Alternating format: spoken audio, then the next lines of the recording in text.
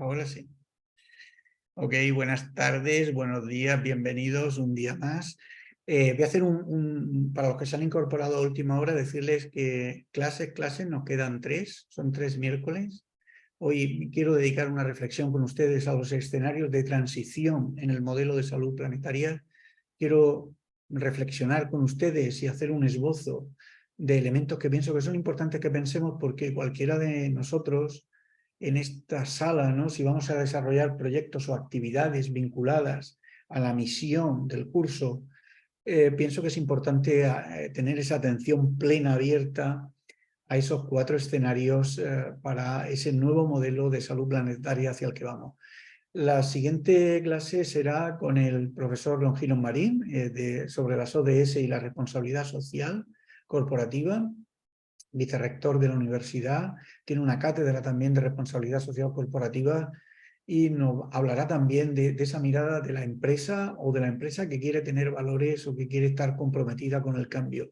Y en el último dedicaré un escenario de cómo vamos, algún microproyecto, ustedes ese fin de curso de alguna manera tendremos que hacer algo en el que la ciencia y la conciencia caminen de la mano, que no suponga un gran esfuerzo para ustedes, pero sí que hay un retorno de este grupo de amigos que han sido estos meses que hemos estado en contacto, que esto empieza pero no acaba con este curso que es lo más sencillo de lo que vamos a hacer hacia el futuro. Ok, dicho esto, nos comprometimos con Marilyn de su Congreso Mundial de Alergia, creo que era, o reunión internacional, que iba a traer unos mensajes. Es como anfitriona y a partir de este Es momento... así, bueno, me sentí muy honrada con la invitación, pero al mismo tiempo me sentí si era capaz de compartir estas cosas con personas tan importantes, porque la verdad ustedes están haciendo ese curso para escuchar al profesor y no a mí. Pero bueno, entonces voy a intentar resumidamente de explicar ese documento que les envié, que lamentablemente está en portugués, pero que realmente él tuvo un impacto muy bueno, ya que aquí en Brasil, ya que hizo preguntas que el público hace y que nadie les responde, principalmente los médicos nunca conversamos sobre esos asuntos que queremos que salvar el planeta y no damos nada de nuestra parte a los pacientes para informarlos sobre eso. Entonces, esta semana comenzó domingo hasta el próximo sábado, es la Semana Mundial de la Alergia de la UAO, que es la Organización Mundial de Alergia, de la cual yo hago parte de un comité que es de biodiversidad y de cambios climáticos. Entonces, realmente nos sentimos en un gran compromiso de hacer algunas cosas. Y entre esas cosas que hicimos, este documento está relacionado a la Sociedad Brasilera de Alergia e Inmunología, que también yo hago parte del comité de biodiversidad de esa sociedad. Entonces realmente hubo una movimentación de todos los integrantes, respondimos algunas preguntas que nos parecieron importantes y esto salió este tipo mini, que le llaman de folder, o es un mini ebook, que si ustedes desean compartir con sus pares o con pacientes, no hay ningún problema. Entonces tenté algunos slides de traducirlos, después le puedo pasar estos slides traducidos al español para entender mejor lo que estaba relatado. Al mismo tiempo me atreví a colocar algunas cosas muy nuevas con relación al impacto de todos estos factores del medio ambiente principalmente el impacto en las enfermedades respiratorias. Entonces voy a compartir aquí, si me permite,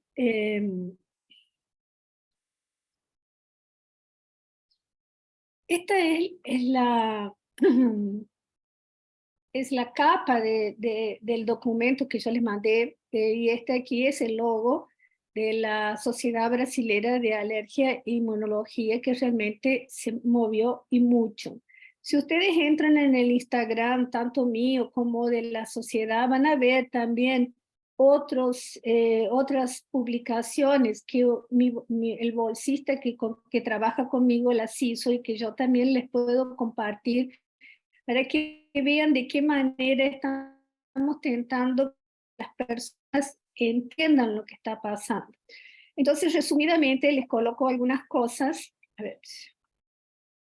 Entonces, una de las partes pregunta, ¿qué es el cambio climático? Entonces le colocamos que es un fenómeno natural que ocurre durante décadas, implica cambios en la temperatura de la Tierra y los patrones climáticos. Estos procesos han sido acelerados evidentemente por la quema de los combustibles fósiles, carbón, petróleo y gas, la deforestación y otras actividades que liberan grandes cantidades de gases de efecto invernadero dañinos a la atmósfera. Pero todo esto impacta en las alergias, porque el tema de la campaña de los cambios climáticos van a empeorar las enfermedades alérgicas. Prepárese, pero para las personas prepararse tienen que saber de lo que estamos hablando. Por eso es que todo ese movimiento esta semana. Y entonces vemos que los cambios climáticos están relacionados entonces a ese crecimiento industrial, económico, que aumenta el número de contaminantes atmosféricos, agravando directamente las enfermedades alérgicas, tanto cutáneas como respiratorias, y también alimentarias. Los datos aquí que muestra es de la Sociedad Brasilera de Alergia, que muestra que 30% de la población de Brasil tiene algún tipo de reacción alérgica, principalmente rinite y asma. Esta figura me parece fantástica, que es una pesquisadora francesa que se llama Nesima Esano. Recomiendo todas las publicaciones de esta mujer porque es realmente una de las personas que más habla de los cambios climáticos y nos muestra cómo existe una serie de factores que van a influenciar en nuestro exposoma y van a causar grandes transformaciones. Esta imagen es muy buena para hacer presentaciones porque ahí las personas se dan cuenta que no es solamente una causa, existe una suma de causas que van a causar grandes problemas en nuestro organismo y no solo en las enfermedades alérgicas. Aquí está se hablando principalmente sobre ellas, pero sabemos que causa un montón de otros problemas. Esta aquí es una de las teorías más nuevas que existe para intentar entender los problemas alérgicos en niños, que es la teoría de la biodiversidad. Durante mucho tiempo se habló de la hipótesis de la higiene, pero actualmente esa hipótesis cayó por abajo. Taria Atela, que es una persona que admiro muchísimo, que es de Finlandia, este señor hizo un trabajo en su país en donde demostró que en toda una región se cambió totalmente los hábitos de vida de esa ciudad y comparó los niveles de prevalencia de enfermedades alérgicas con el resto de la Finlandia y vio los grandes cambios que se hacían respetando la biodiversidad dentro de esa ciudad. Y lo que él recomienda es esta figura maravillosa que dice que tenemos que saber lo que el niño come, lo que el niño bebe, lo que el niño toca y lo que el niño respira, porque esos van a ser los determinantes que a gente tiene que tener de alerta. Entonces, para no descubrir eso, tenemos que tener una anamnesis ambiental, porque si no hacemos una anamnesis ambiental, nunca vamos a descubrir esas cosas. Entonces, aquí coloca todos los factores que la gente puede tener dentro de los ambientes que pueden empeorar la situación, porque realmente a veces la persona piensa que eso está realmente solamente relacionado con la leña o con el tabaquismo, pero existen ahora publicaciones que cocinar con el gas normal también va a provocar una serie de problemas. Las velas y los inciensos que fueron tan usados durante la pandemia también. Los sistemas de enfriamiento, los corpúsculos volátiles, pues los productos de limpieza, cada vez más nuevas publicaciones tienen el impacto de los productos detergentes. Esto aquí fue muy colocado en el Congreso ahora europeo en Hamburgo sobre los productos de limpieza y el impacto que tienen en nuestra salud. Los productos en aerosoles, principalmente los propios medicamentos que utilizamos para tratar el asma, eliminan gases que contaminan el planeta. Conservantes dentro de casa, de la madera, de los pisos, pinturas, solventes, pegamentos, factores biológicos como los ácaros, los hongos, los epitelios de animales y las cucarachas. Entonces dice, ¿cómo todo esto afecta y va a empeorar el problema del asma? Entonces, para poder entender todos estos cambios que van a provocar la inhalación de estos contaminantes, les traigo una cosa muy nueva, que es esto, que es la hipótesis de la barrera epitelial. Esta hipótesis de la barrera epitelial es por este señor Sedgwick Atkins, que la persona que a 3 años mudó totalmente el pensamiento de cómo que todos esos contaminantes ambientales va a alterar nuestro esposoma. Esa hipótesis de la barrera epitelial está relacionada con todos esos productos. Inclusive le coloqué ahí una cosa roja que está, una flecha roja relacionada con los propios microplásticos. Entonces esta pérdida de esta función va a hacer que penetre a través de la barrera epitelial alterada por todos esos contaminantes, va a provocar la entrada de alergenos, de irritantes, de microorganismos, instalación de procesos inflamatorios, respuesta de tipo TH2, que es la respuesta inmunológica para desenvolver enfermedades alérgicas como el asma, rinitis, dermatitis atópica y alergia alimentaria. Entonces, esta teoría es la teoría más fantástica que actualmente tenemos para explicar el impacto de todo eso en nuestro esposoma y desenvolver enfermedades alérgicas. Pero miren esto aquí, esta foto impactante son de las inundaciones de Petrópolis en Río de Janeiro el año pasado.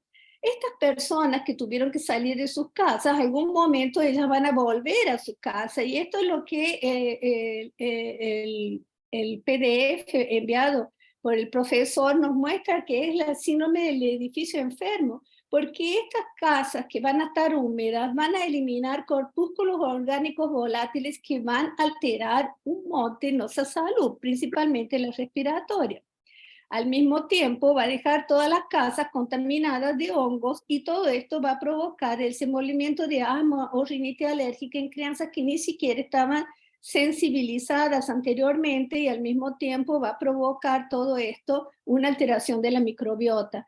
Ustedes tienen que entender que mucha de esa gente está volviendo para casas que son alquiladas, y entonces van a necesitar que el dueño de la casa les repare las paredes. Eso puede llevar mucho tiempo, o son casas humildes que las personas no van a tener ni dinero para hacer la reparación de todos esos problemas relacionados con las inundaciones. Al mismo tiempo habla de cómo que todo esto va a afectar las distintas enfermedades. Bueno, esto va a provocar alteraciones en la rinitis alérgica, todo provocado entonces por la contaminación del aire, el cambio climático y las alteraciones de la barrera del epitelio. Al mismo tiempo, no solo el asma y la rinitis, sino un aumento extraordinario de conjuntivitis alérgica, principalmente en las zonas en donde hubo muchos incendios, porque ese humo de los incendios va a quedar afectando a esa población durante muchos días. Y este humo de los incendios sabemos que va a llegar, va a ir a largas distancias. Al mismo tiempo, todo esto también va a provocar agravamiento de alergias dermatológicas como la dermatitis atópica, principalmente también relacionadas con los incendios forestales. Y con esto que estoy mostrando, las alteraciones que todo este cambio climático y las contaminaciones provocan en el intestino y las alergias alimentarias, es que les traigo estos documentos recientes que fueron presentados en el Congreso de Hamburgo, que nos muestra este trabajo importante que nos dice que los microplásticos van a van a provocar una disbiosis, una pérdida de la resiliencia, surtos frecuentes de patógenos, disturbios metabólicos locales y sistémicos, favoreciendo el desenvolvimiento de una microbiota relacionada con enfermedades gastrointestinales y una reducción de la flora benéfica. Al mismo tiempo, miren esto, los microplásticos y nanoplásticos por su tamaño alteran la biología de las células epiteliales, alterando a la famosa barrera epitelial, modificando la digestibilidad de alergenos alimentarios, aumenta la permeabilidad del intestino y proviene un ambiente inflamatorio intestinal, va a provocar la tal de disbiosis intestinal, y esto va a aumentar la posibilidad que los pacientes tengan alergias alimentarias. Al mismo tiempo, oigan esto aquí, que existe una correlación positiva entre las concentraciones de microplásticos fecales y la gravedad de enfermedades inflamatorias intestinales, cosa que tiene aumentado mucho en los últimos tiempos.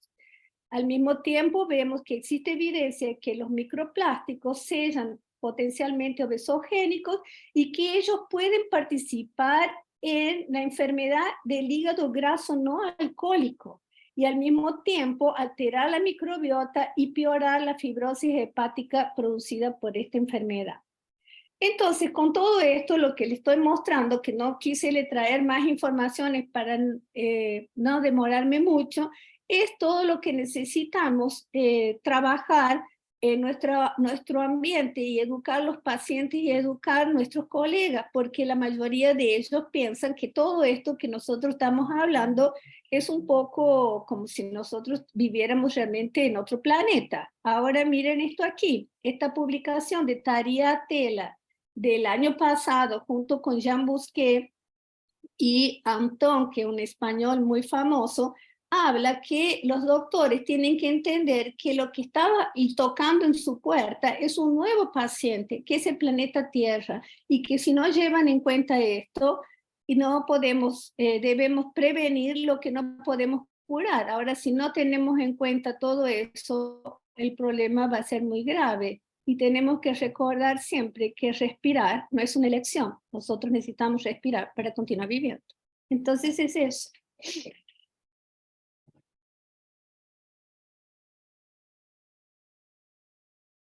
Muchas gracias, Marilyn. Me ha encantado. Me ha encantado. Si dejas de compartir, ahí, perfecto. Sí, Estamos en yo eso. se las voy a mandar si ustedes desean. Claro. Sí, porque sinceramente necesitamos que las personas piensen sobre todo esto. Gracias por escucharme y por darme esa oportunidad. Está genial, genial. Me ha encantado. ¿Qué le sugiere el trabajo de Marilyn, la exposición de Marilyn? Aquí hay investigadores, hay sanitarios, hay profesores. ¿Qué les sugiere? Adelante. Rocío. Pues me parece maravilloso que estemos considerando que los médicos, los investigadores, tenemos que ser no solo académicos, sino activistas. Porque aquí estamos también, además de divulgando, poniendo en relevancia problemas que atacan ya a diferentes niveles, ya no solo a la salud, sino a las políticas ambientales, a la gobernanza, a varios asuntos. Yo les compartía un artículo de Lancet donde justamente de eso se trata, que hay que unir las multidisciplinas, las visiones, y que esto es muy claro el asunto de la investigación-acción, porque tenemos el camino, digamos que necesitamos de un esfuerzo de equipo para poder coordinarnos a diferente nivel, que no es pronto, pero si no lo difundimos, si no educamos, yo estoy completamente de acuerdo con Marilyn, felicidades, está muy padre la presentación, que los médicos, me parece que somos los primeros ignorantes, disculpen la palabra, pero así es. Esta situación de vernos como los extraños es, ¿pero eso qué? Porque la visión es de enfermedad, pero no tenemos formación desde la carrera, que es básica. Entonces, ahí yo veo una situación de reto. Todos los médicos debemos ser muy sensibles, pero a mí me parece que dentro de estos, pues los alergólogos, los pediatras, o sea, hay una serie de personas que ya deberían estar involucrándose seriamente en sus programas académicos, porque no podemos empezar sin este grupo que tiene que fortalecer, es la visión que ahora se plantea de salud, con visión de cambios en las políticas, de intentar esa nueva abogacía, y yo me parece que tenemos que conocer un poco de eso y ver diferentes opciones, pero atacar por todos los frentes. Muchas felicidades, María. Gracias. Gracias. Genial. Bueno, en realidad no tengo mucho más que agregar a lo que Rocío ya agregó. Me encantó la presentación que hace Marilyn y me parece que está totalmente congruente con el curso. También concuerdo con Rocío de que al menos acá en Costa Rica hay un problema serio en cuanto a la visión de salud planetaria, ¿verdad? Particularmente, yo no soy médico, pero trabajo en la Escuela de Medicina y sí sé que en la malla curricular, al menos aquí en la Universidad de Costa Rica, que es una de las más grandes y que da la carrera de medicina, la parte de salud medioambiental está totalmente excluida de la carrera.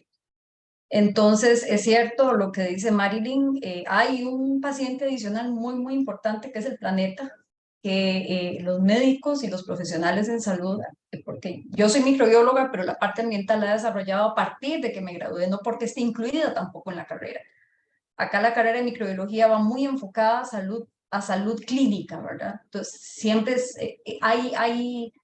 hay que incluir, digamos, toda esta información que nos afecta a todos, porque todos estamos interconectados y tiene que ser en todas las carreras, no solo en ciencias de la salud, ¿verdad? Sin embargo, evidentemente hay algunas disciplinas que están más adelantadas en cuanto a gestión, cultura ambiental y salud planetaria, la cual nos podemos reforzar, ¿verdad? Y trabajar definitivamente con multidisciplinas. Esto no es un asunto que le ataña solo a una disciplina, ¿verdad? Es como Marilyn y Rocío decían y que yo creo que ha sido una conclusión muy importante durante este trabajo. Hay que ser insistente, pero que tenemos que trabajar en equipo, porque es un problema que nos atañe a todos, definitivamente. Entonces, hay que continuar y hay que tener, como dice el doctor, buen ánimo y no dejarnos minimizar, digamos, esas ganas de trabajar y de insistir en este tema, porque realmente yo creo que todavía tenemos posibilidad de sobrevivir, ¿verdad? Como población como organismos en el planeta Tierra. Y muchas gracias, Marilyn, de verdad, por la presentación. Qué bien. Ana. Sí, bueno, me ha encantado tu trabajo.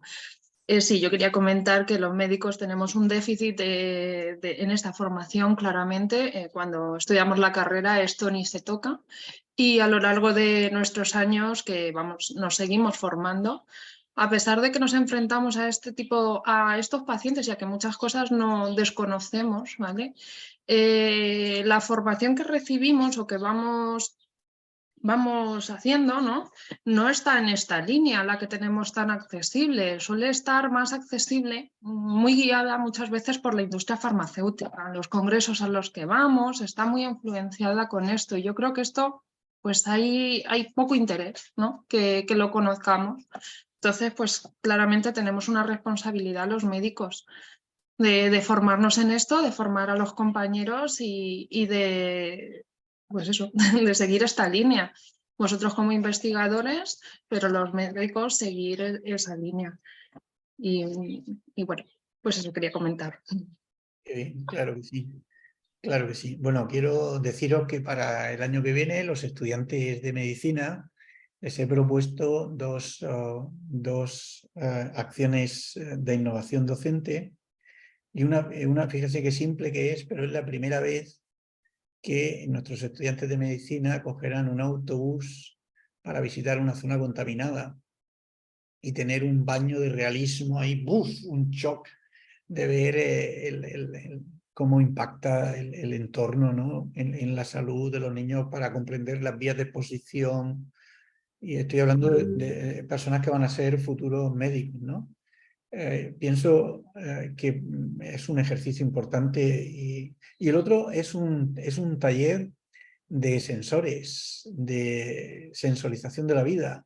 Es decir, voy a coger sensores que tengo en casa y en la consulta de contaminación atmosférica, de radon, de nitratos en los alimentos, que son sensores que te dan la información en el momento. Son el M-Learning en el que conectado con tu teléfono tienes información de la calidad del aire por donde sabes, o pinchas el tomate y te dice los nitratos que tienes en 2 segundos, o las características del agua, el nivel de radon, CO2, compuestos orgánicos volátiles en el aire interior.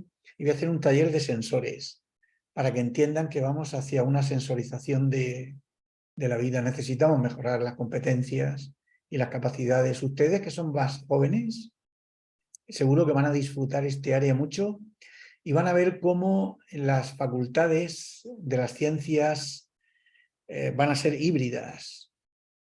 Lo que ahora vivimos, es decir, el que conmigo esté Fran, que es ambientólogo, o David Simo, que es técnico de salud ambiental, y yo lo vivo como una realidad y está ahí, son de carne y hueso, pero estoy convencido que el mundo va a ser híbrido hacia el que vamos, y muchos de los perfiles, que no sois sanitarios en esta sala, vais a contribuir lo mismo, mucho más, y además de una forma directa, ¿no? Poniéndole cara, nombres y apellidos a los datos con los que estáis trabajando. Y eso es una de las cosas importantes con las que pienso que va a cambiar el modelo de salud para bien. Ok. Voy a compartir con vosotros algunas reflexiones de esos escenarios de transición, y quiero que me acompañéis porque voy a haceros pensar un poco también. Voy a haceros pensar un poco, porque los escenarios de transición hacia el modelo de salud planetaria, en mi visión, en lo que uno ha ido aprendiendo a lo largo de la vida, creo que son 4. Son 4 escenarios en los que vamos a requerir más datos en abierto. Caminamos, fíjense ustedes, a un mundo en el que no solamente hay mucha información, sino el acceso a la misma y la fluidez con la que consigamos abrir nuestros datos al mundo es lo que nos dará una posición. Eso es transparencia.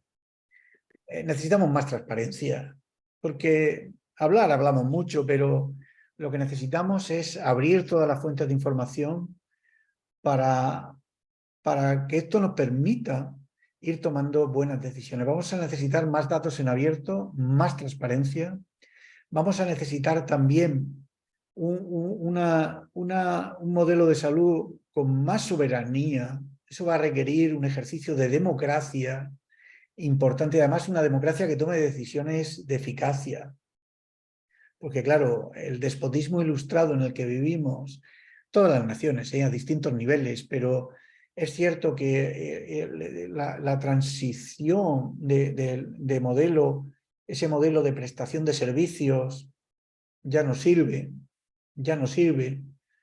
está totalmente superado por los desafíos y retos que hablábamos hace unas semanas, y en definitiva se basa en una relación con las personas de un despotismo ilustrado, es decir, los gobiernos, los que saben, los sabios, los profesionales nos dirán lo que tenemos que hacer, como si la salud fuese algo ajeno a cada uno de nosotros. Creo que el ejercicio de democracia y de soberanía en las comunidades, en las naciones, va a ser clave. Creo que el modelo de salud planetaria hacia el que vamos, con todas las dificultades, es decir, no va a ser fácil esa transición, pero ya hay algunos ejemplos y luego intentaré hacerle algunas preguntas por si conocen algunos de ellos. Necesitamos más democracia, y esa más democracia también es una sociedad mucho más organizada.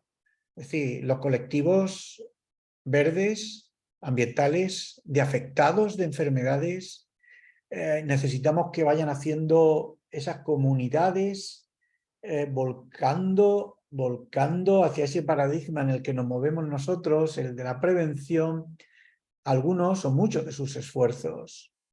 Ejemplos de más democracia y soberanía son los presupuestos participativos, y es algo muy embrionario. ¿Alguno de ustedes conoce experiencias de presupuestos participativos en sus municipios?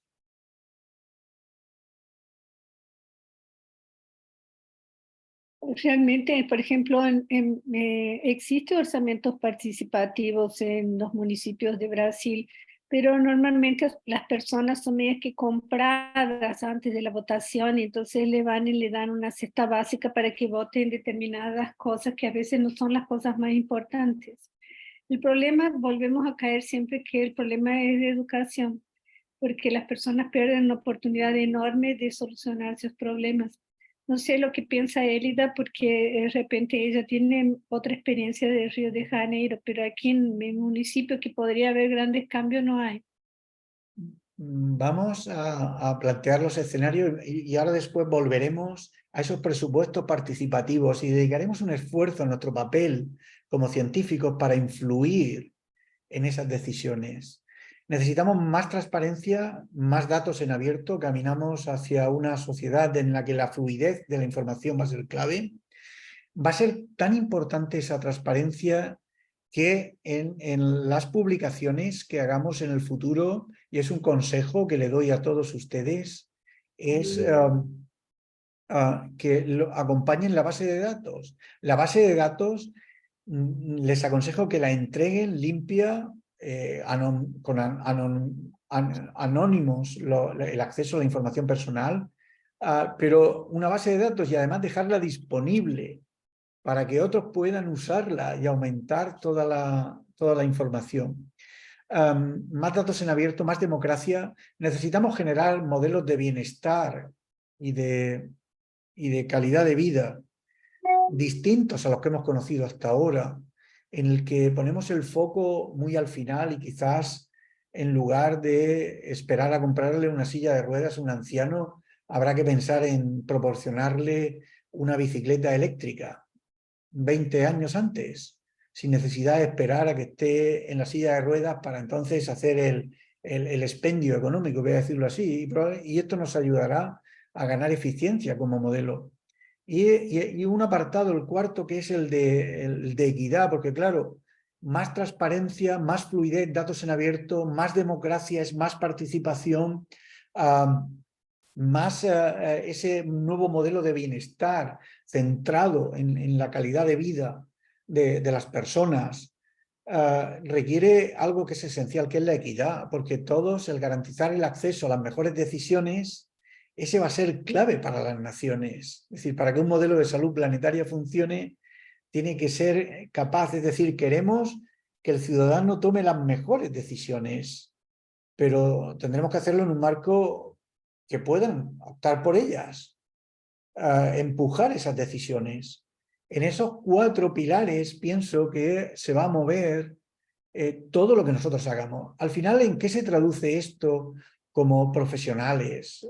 Se traduce en que si queremos cambiar la forma en la que trabajamos, tenemos que intentar ser muy transparentes en nuestras acciones, comprender nuestras limitaciones, eso nos dará fuerza, tener esa conciencia de los límites, de que esto es lo que tenemos, estos son nuestros datos, esta es nuestra información. Oiga, familia, oiga, comunidad, oiga, político, oiga, en revisores de revistas, esta es nuestra información. El ser transparente, el someter con absoluta transparencia nuestro conocimiento permitirá crear un modelo mucho más sano, mucho más robusto en todos los sentidos. Además, esa tecnología inteligente, porque esto no va a venir solo, esta tecnología inteligente va a hacer, fíjense ustedes, ahora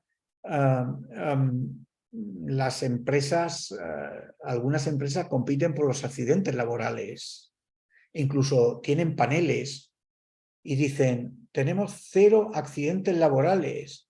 Y el gobierno de España o en otras naciones dirá, ok, como tienes 0 accidentes o menos de 10, te vamos a retribuir con un descuento en impuestos. Dentro de 20 años, en un modelo de open data, de transparencia, vamos a crear, el modelo de salud planetaria creará marcos competitivos para que las propias empresas compitan por los indicadores de salud de sus trabajadores y del medio ambiente en el que circundan, en el que están instaladas. Y eso hará que tengan paneles de acceso público con los niveles de contaminación y de vertido, y competirán por tener menos contaminación y menos vertidos. Esto sé que suena y chirría todavía, pero vamos hacia eso porque el modelo en el que estamos está totalmente agotado, no da más de sí. Hay esperanza porque surgen ejemplos que van marcando esa dirección. Creo que esa transparencia va a permitir que la salud personal y de los ecosistemas permitamos saber los costes, porque es carísimo. Actualmente tratar las alergias es carísimo. Va a ser mucho más eficiente para las propias empresas. Fíjense ustedes, yo he notado la diferencia. Yo trabajo en un departamento de medicina ambiental y hace 20 años las empresas nunca me visitaban. Ahora voy a decir que llaman a la puerta con frecuencia y están buscando oportunidades. Es decir, porque se han dado cuenta que ya no pueden ganar más dinero vendiendo fármacos. Necesitan ganar dinero de otra manera y les aseguro a ustedes, Kenia, que alrededor de tus trabajos, Luis, Noelia, Saila, es decir, alrededor de ustedes, Ana, Marilyn, dentro de muy poco, en ese modelo de salud planetaria surgirán oportunidades de emprendimiento y de negocio vinculados a todo lo que hay en sus neuronas, que darán oportunidades y trabajo a un montón de personas. Y ese modelo vendrá vinculado si somos capaces de generar mucha transparencia. El ciudadano tiene que saber, tenemos que ser capaces de hacerle llegar esa información y además la fluidez y la rapidez con la que llega la información es clave. Por eso ustedes, conforme avanzan o intentan desarrollar un proyecto vinculado a cualquiera de las áreas de la salud ambiental, ahora ya planetaria, notarán fuertes resistencias. Es la mejor señal para seguir. Es decir, lo que quieren es que su información no llegue, al contrario, busquen vías y espacios para que todo su conocimiento, todos esos datos se abran. Y rápido. Esa fluidez de la información va a ser muy importante. Hay comunidades de salud digital creadas que están dando unos resultados extraordinarios entre los ciudadanos y esa tecnología inteligente va a ser clave. Va a ser clave. Miren, dentro de muy poco tiempo vamos a tener en los hogares una cantidad de información increíble. Será por información. Ayer hablaba con un compañero que tiene una base de datos en la que tiene inventariado, colocados los puntos, coordenadas de todos los árboles de Madrid, todos los árboles de Barcelona. Escucha, hay una cantidad de información, es abrumador. Es decir, el desafío va a ser dos. Uno, ¿cómo manejar ese todo está interconectado? Vamos a necesitar cerebros como los suyos para interpretar todo esto. Y luego también, y muy importante, que es lo que Marilyn siempre nos ha insistido, esa preservación de los datos, es decir, el preservar la identidad, la privacidad de las personas. Es decir, esos dos desafíos son a los que se va a enfrentar el modelo de salud planetaria que quiera más transparencia. Pero es imparable.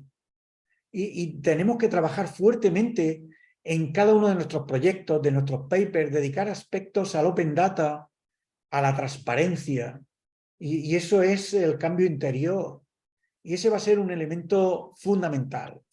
El otro, en la democracia, la libertad de elección y los deseos de participación de las personas cada vez es más creciente y solo tiene que arrimarse uno a una de las muchas manifestaciones con las que se encuentra en su ciudad, en su barrio, en su país.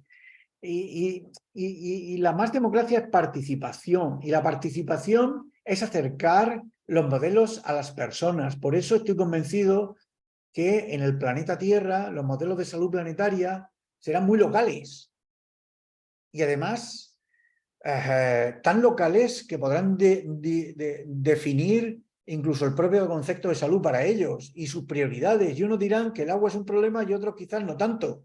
Y decidirán invertir más en una cosa y en el barrio distinto, adaptado a sus necesidades, en otra cosa.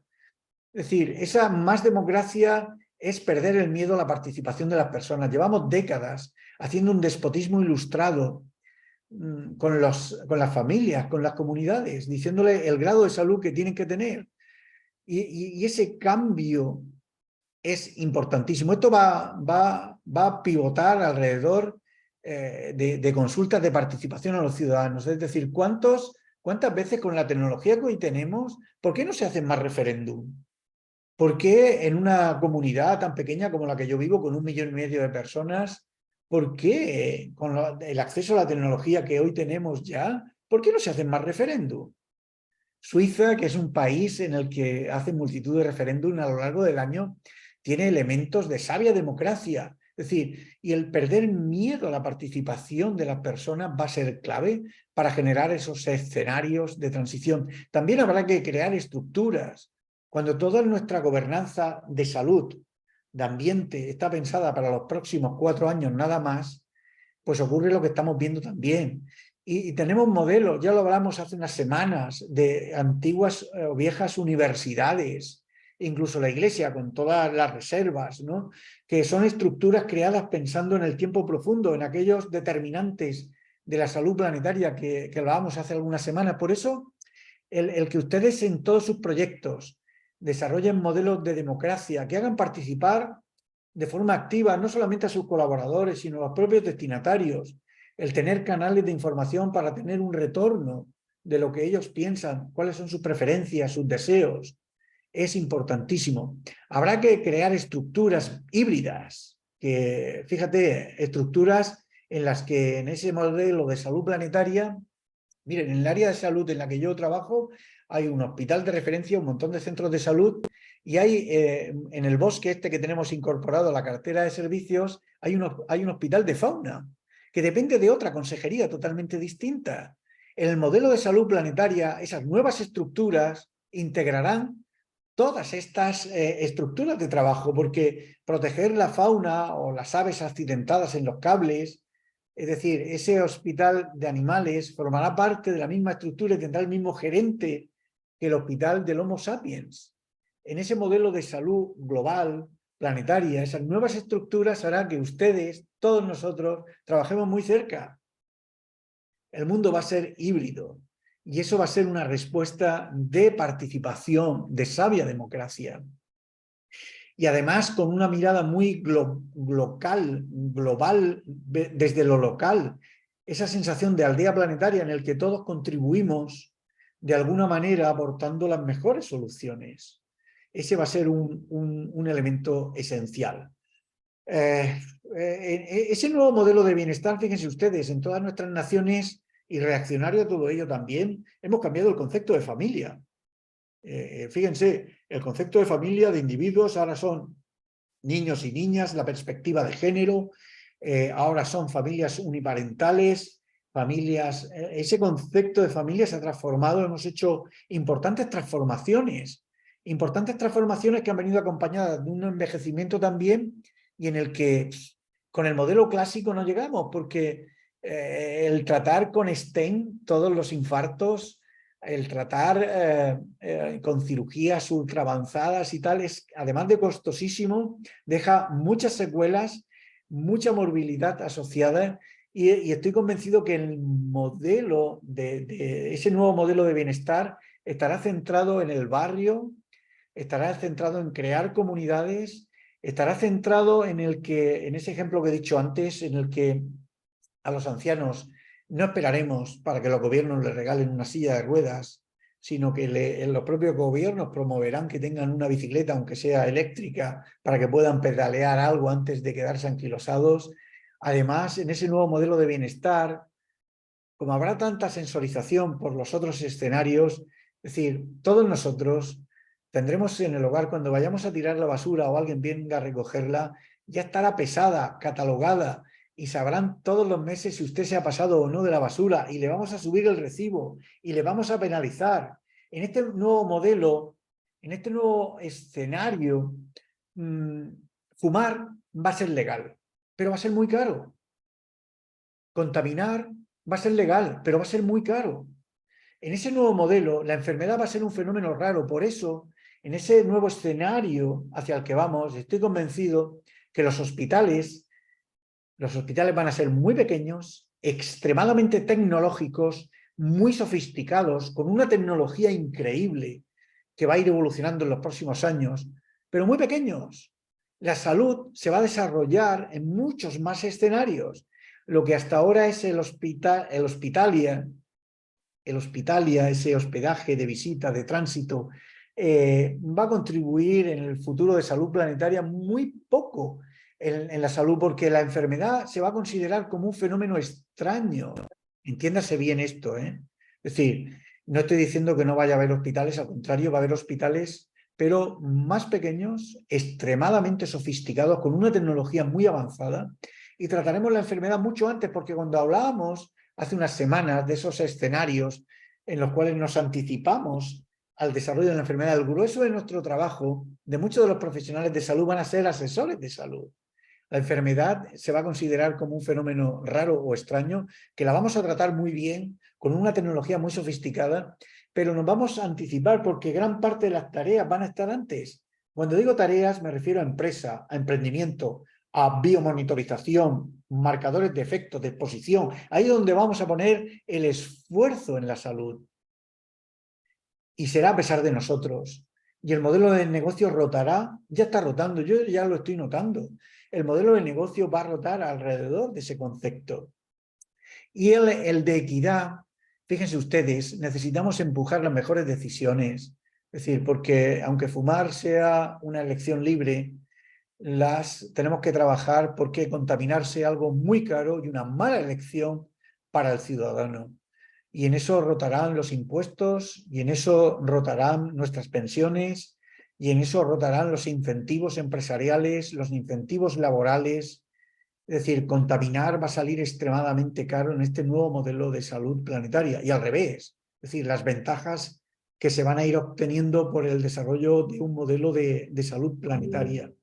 Esto suena todavía como una música contracorriente, pero les aseguro que hay una gran preocupación en el planeta Tierra, todos nosotros, incluso los que contaminan. Y cuando digo los que contaminan no me refiero a cuadros intermedios, me estoy refiriendo a las personas, a esos líderes planetarios que están manejando miles de millones de euros en recursos. La gente está preocupada porque sabe que el chiringuito se acaba y necesitan generar nuevos modelos. Y va a venir de una transformación importantísima, importantísima.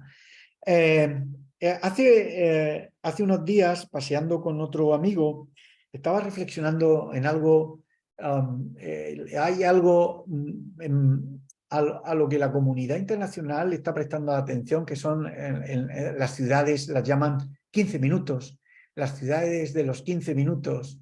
Es decir, ciudades que a 15 minutos está tu trabajo, a 15 minutos están tus recursos y necesidades. Y yo le comentaba a mi compañero, oye, Fernando, ¿y las ciudades de los 15 minutos para los niños, esas qué ciudades son?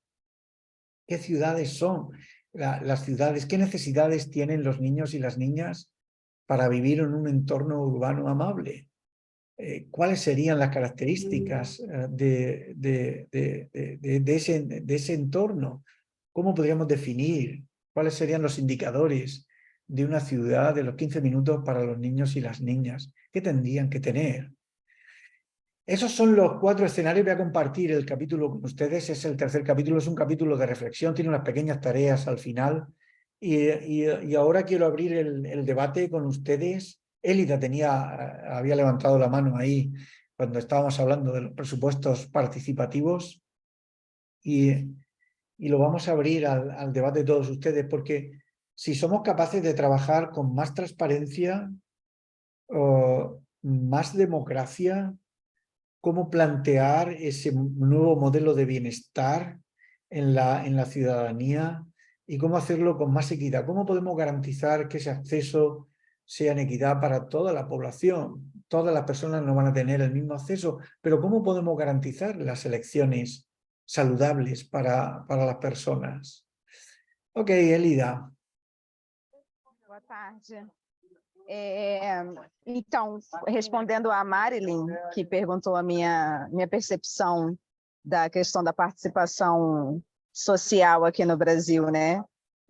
Aqui no Rio de Janeiro funciona, Marilyn, a participação regional, né? Os conselhos municipais de saúde têm participação social, mas o que eu percebo é que não tem uma participação disseminada, ela ainda é muito restrita a alguns grupos sociais, assim. Então, eu entendo que a organização das pessoas em movimentos sociais ajudam muito nessa participação, na percepção de direitos, na participação dos processos, né? Não só no âmbito da saúde, mas em outras áreas de direito do cidadão.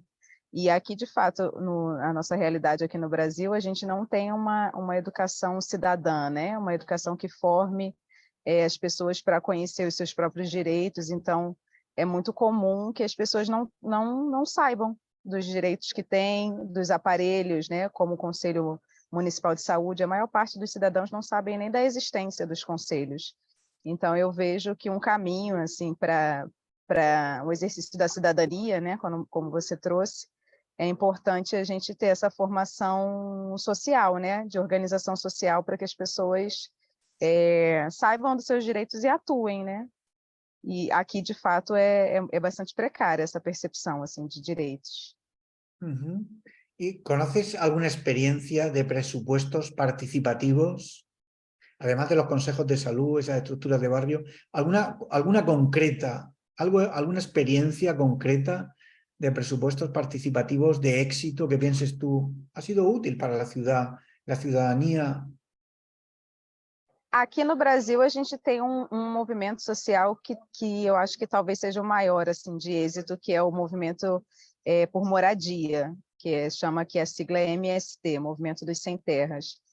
Acho que no Brasil talvez seja um movimento social que é envolvido muito na questão de saúde, de direito à alimentação, direito à terra, que talvez tenha mais sucesso. Assim. E é isso, organização social disputando, né, o direito do cidadão, assim, de luta no Congresso, de mudança de legislação, principalmente os avanços que a gente teve aqui no Brasil, os poucos avanços com relação à redução de uso de agrotóxico. A maior parte da responsabilidade, eu acho que é desse movimento social, assim. Eu acho que é um dos movimentos, assim, ainda precisa muita coisa acontecer, mas são dos movimentos sociais, assim, antigos no Brasil que têm tido algum êxito. Uh-huh. ¿Alguien ha conocido experiencias de presupuestos participativos en otras áreas?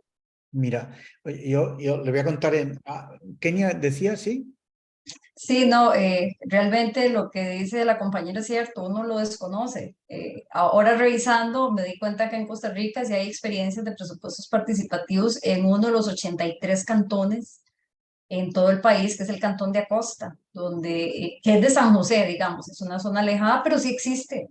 Entonces es un modelo, tiene su propio reglamento, existe desde hace algunos años, es un cantón pequeño, pero sus indicadores de bienestar pues son relativamente aceptables. Entonces realmente es un modelo de participación que perfectamente podría existir en todas las demás municipalidades, digamos. Aquí los gobiernos locales los denominamos como municipalidades.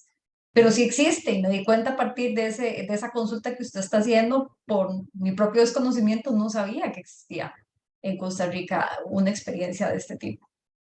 Uh-huh. ¿Y alguien más conoce?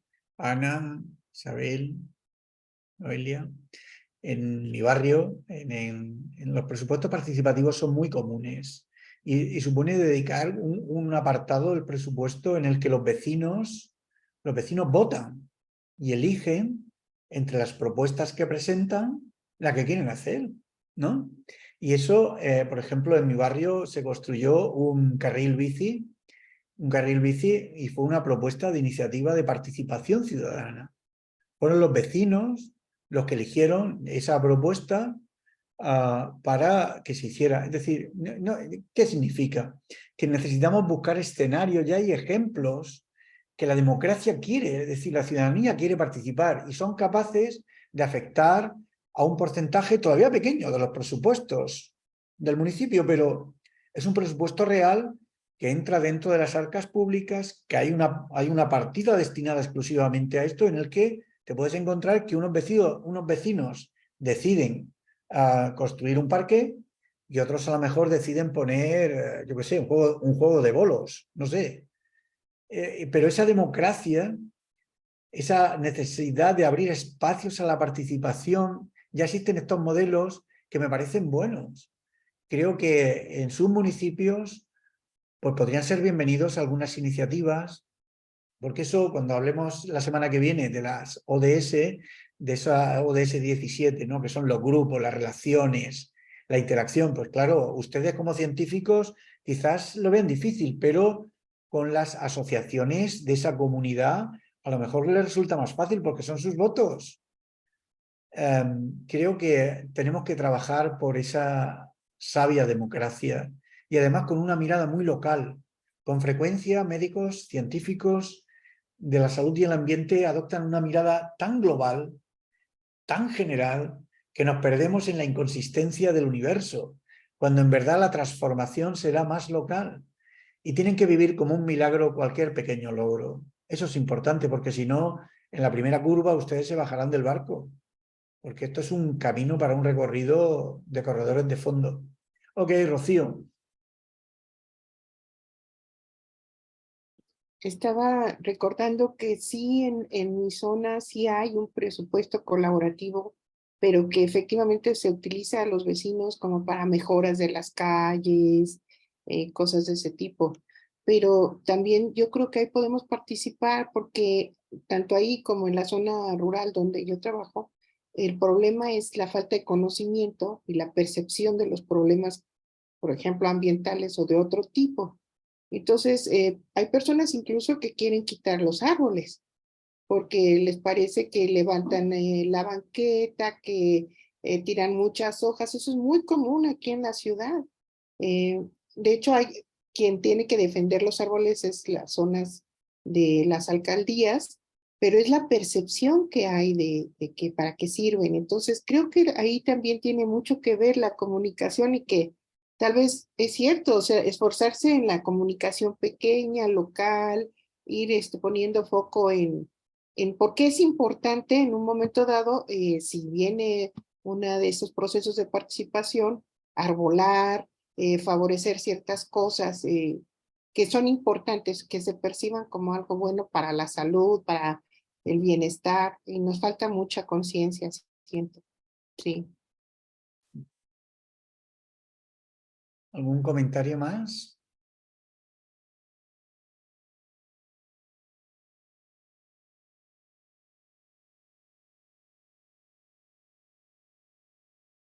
¿Cómo, Luis, cómo podríamos hacer un proyecto más transparente en tu entorno de trabajo?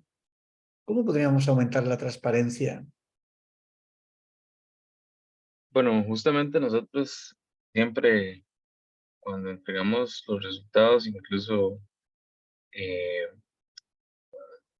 acordamos como una cierta confidencialidad, ¿verdad? Principalmente con los actores a los cuales les devolvemos la información, eh, con el objetivo de que tengan la información antes de que ésta sea de publicada. Al final son quienes pueden actuar más fácilmente y quienes tienen bajo su dominio, dependiendo del ente, ¿verdad? Los temas que se regulan, ¿verdad? En el país. Ese es como el mecanismo que hemos implementado hasta el momento. También, por lo delicado, digamos, que es la información o el manejo de la información que nosotros realizamos, más que todo sobre información biomédica de las mujeres participantes y también de los niños. eh, con ellos sí se dice, o sea, si usted quiere saber su dato puntual, entonces tenga confianza de que nos lo puede pedir y se lo tramitamos, ¿verdad? Ujú.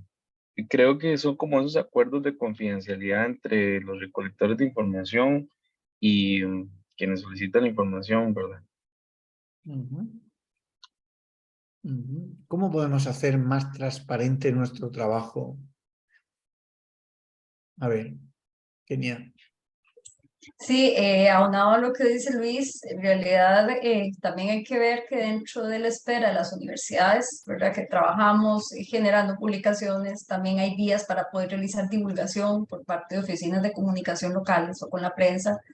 Existe también la opción y la obligación de que esos datos sean open access, como usted lo menciona, ¿verdad? También no solo datos relacionados evidentemente con monitorización, ¿verdad? De contaminación de ecosistemas, sino datos relacionados con generación de información que va a afectar a la comunidad de investigaciones científicas. Entonces, nosotros contamos, yo sé que eso es muy inicial porque recientemente el año pasado o hace 2 años empezó a darse, al menos en la Universidad de Costa Rica, no sé en el caso de Luis con la Universidad Nacional, digamos, toda esa discusión sobre cómo hacemos que los datos que se publiquen sean de acceso abierto, ¿verdad? Porque todo eso lleva una metodología y una capacitación para no hablar distintos idiomas y porque evidentemente sabemos que a nivel internacional hay reglas que deben seguirse para que esos datos sean, digamos, homogéneos y si yo estoy hablando en un idioma, que gente de otros lugares pueda accesar mi información de la misma forma.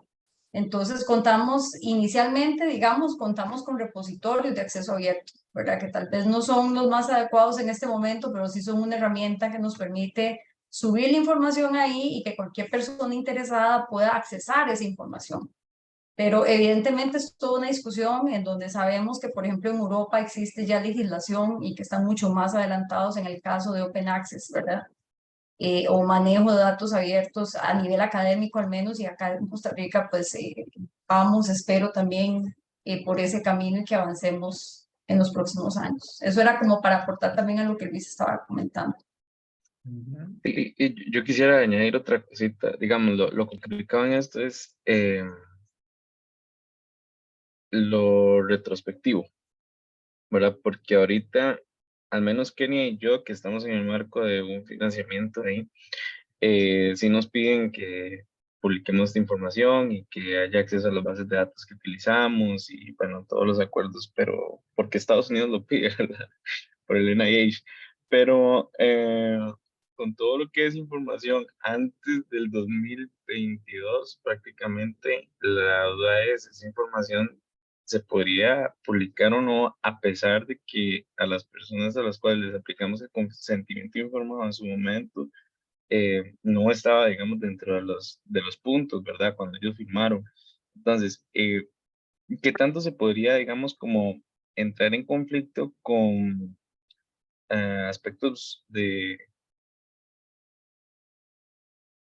asegurar a ellos la confidencialidad, ¿verdad? Si también se nos exige que lo tengamos que publicar. No sé si alguien me puede aclarar, que ha sido como una de las dudas más grandes que he tenido. ¿Y qué piensan los demás en la sala?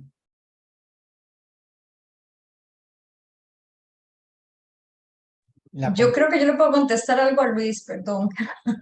De acuerdo a lo que se ve aquí en el Comité Ético Científico, si en tu consentimiento informado no está esa parte incluida, no se puede hacer. Pero es lo único que te puedo decir actualmente, ¿verdad? No sé Ajá. si a nivel más internacional se pueda, pero lo que usted no incluyó en el consentimiento informado en su momento, entonces usted está limitado a que no lo puede Ujú. cumplir porque eso fue lo que usted informó, hablando de datos retrospectivos, ¿verdad? Ujú.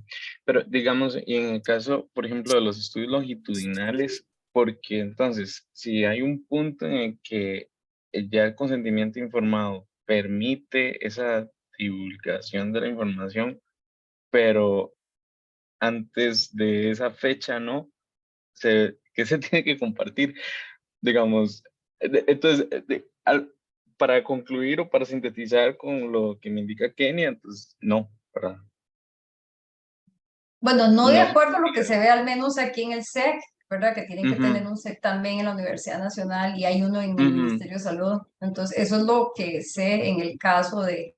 Tampoco todo está escrito en piedra, ¿verdad? Porque también, evidentemente, los datos tienen que ser transparentes si usted los hace lo suficientemente anónimos. Entonces, sí deben haber vías para que esa información retrospectiva, que es tan valiosa, pues pueda ser accesible. ujú. Rocío. Sí, nosotros por esa razón podemos, en todos los protocolos que son codificados y que están fuera del alcance de cualquier investigador que no sea el responsable, y entonces se trasladan a códigos por los cuales lo único que se puede saber es el sexo, la edad, sus características, ni su dirección, ni su identidad, ninguna situación personal, y de esa manera sí está permitido, por ejemplo, en los estudios longitudinales, seguir aportando información, y tenemos un repositorio, en nuestro caso en el instituto, en la biblioteca, en donde bajamos y les podemos pedir que nos hagan una liga y ahí se coloca la información codificada. Y otra cosa que averiguamos, porque varias revistas lo piden, es que si tenemos Mendeley, hay una opción para hacer un repositorio bajo ciertas circunstancias de ningún dato de identidad y protección de la privacidad, y puede ser también citable a partir del perfil, en este caso, del autor o de los colaboradores o del responsable que va a tener al respecto del proyecto. Entonces, bueno, esto últimamente se ha dado también más interés porque la revista lo pide y es parte de lo que se solicita para vigilar lo que nos comentaba Juan, el asunto de que todo sea transparente, de que no haya, que sí se realizó el estudio. Es por eso que también les compartí una liga de opinión, no sé si tuvieron la oportunidad de leerlo ahí en el chat, sobre la COCRA. No les voy a decir más, solo quiero que lo revisen y que ahí está lo que estoy de acuerdo con estos aspectos donde aparentemente son a prueba de todo, la evidencia mayor, pues no. Entonces, esto es un asunto de transparencia y de legalidad y de ética. Así que creo que eso es muy importante que lo tomemos en cuenta. No hay nada absoluto. Gracias.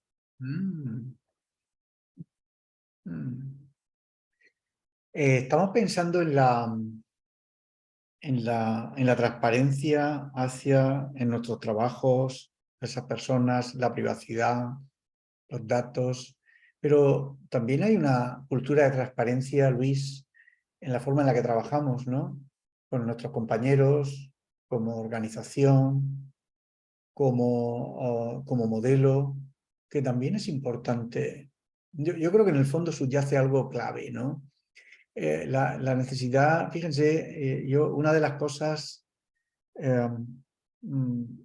claro, ponemos siempre el foco en la privacidad cuando deberíamos poner el foco en la comunicación y en la confianza. Porque cuando comunicas de forma franca, cuando trabajas adoptando un grado de responsabilidad, una cultura de responsabilidad de tus actos, ¿no? Incluso que puedes equivocarte, pero cuando la comunicación es franca, tanto interna con tu grupo como externa, con las personas con las que te relacionas, en mi experiencia creo que te ayuda a mejorar mucho los resultados de transparencia. Yo les animaría a ustedes a que en sus publicaciones elijan, porque muchas veces los modelos, sobre todo los vinculados a la salud, con frecuencia tenemos a nuestros políticos atontados pensando en las listas de espera, en las camas hospitalarias, que además les aburre. Sabemos que les aburre, pero están secuestrados en un modelo antiguo que no les sirve, cuando en verdad el modelo de salud debería ser como aquel en que entran algunos individuos en el que la relación con el planeta o con esa biodiversidad o con esa salud está alterada y conseguimos que salga mejor, ¿no? En ese proceso. Yo les animaría a ustedes a que pensaran en indicadores cuando hagan cualquier trabajo, y no solamente el Open Access, el Open Data, sino que elijan su base de datos, la anexen como un anexo en su publicación con 3 indicadores clave y piensen en los otros, en otros científicos que haya en el planeta Tierra, que van a pensar en los 4 indicadores básicos que ustedes le van a dejar, pueden ser 6 o 4 o 10, lo que ustedes decidan, pero podrán volcar junto a sus 3.000 datos, podrán volcar 6.000 más y ampliar la publicación y mejorarla incluso. Sí, la transparencia es la fluidez con la que vamos a hacer llegar todo nuestro conocimiento a los demás. Y eso se basa en un principio de comunicación franca.